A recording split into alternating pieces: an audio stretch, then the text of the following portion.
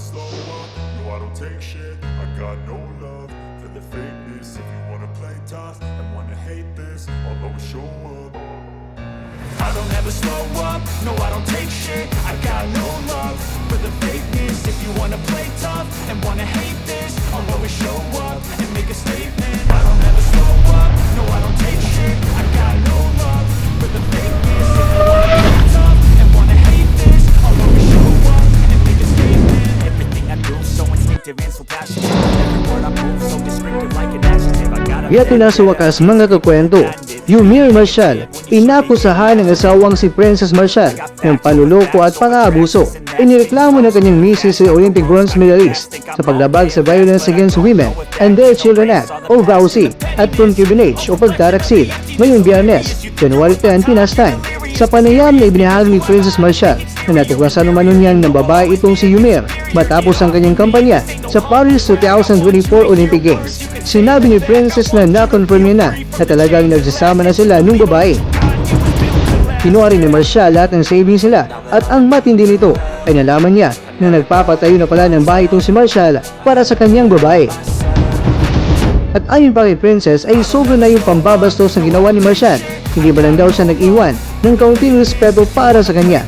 Sinaktan din daw siya ng buksingero at higit sa lahat ay hawak daw niya ang ilang larawan ng umano'y ebidensya ng pananakit ni Marcial kay Princess. Kung ating matatandaan mga kakwento ay kinasal sila noong 2021 matapos manalo ni Yumir ng bronze medal sa Tokyo 2020 Olympics.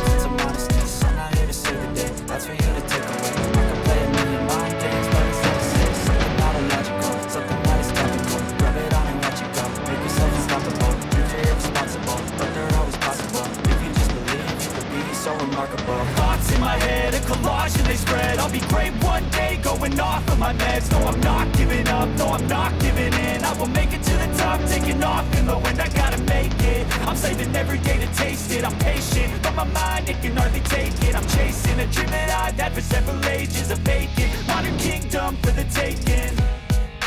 Now that I've been put through hell, I never got anyone's help. I had to do it all myself.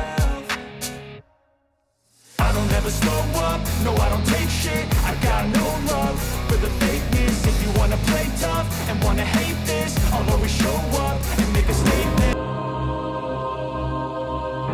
Mga kakwento, hanggang sa ngayon ay naghihintay pa tayo mga kakwento ng opisyal na pahayag o reaksyon ni Marcial patungkol sa nasabing isyu.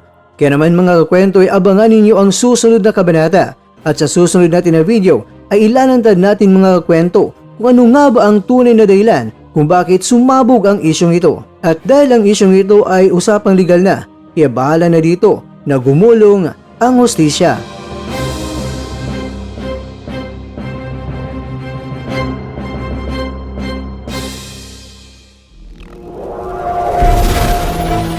At dyan, nagtatapos ang ating kwento.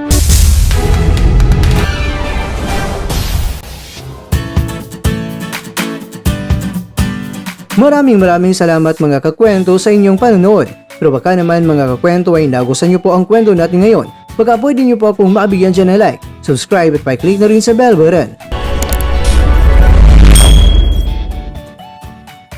Pero bago tayong tatapos mga kwento ay syempre, shoutout po muna tayo dyan sa ating mga kakwento. Kay kakwentong Buholano Canadian Vlog, kay kakwentong Teresa Estorba, kay kakwentong Ricky Nimayada, at ikaw kwentong nanonood ngayon, shoutout sa'yo dyan. Bueno, hanggang dito na po muna ang ating kwentuhan at abangan nyo na po ating susunod na video. At dito na po yan sa isang channel na kung saan maaaring ito'y mga kwentong di pa na kwento sa inyo.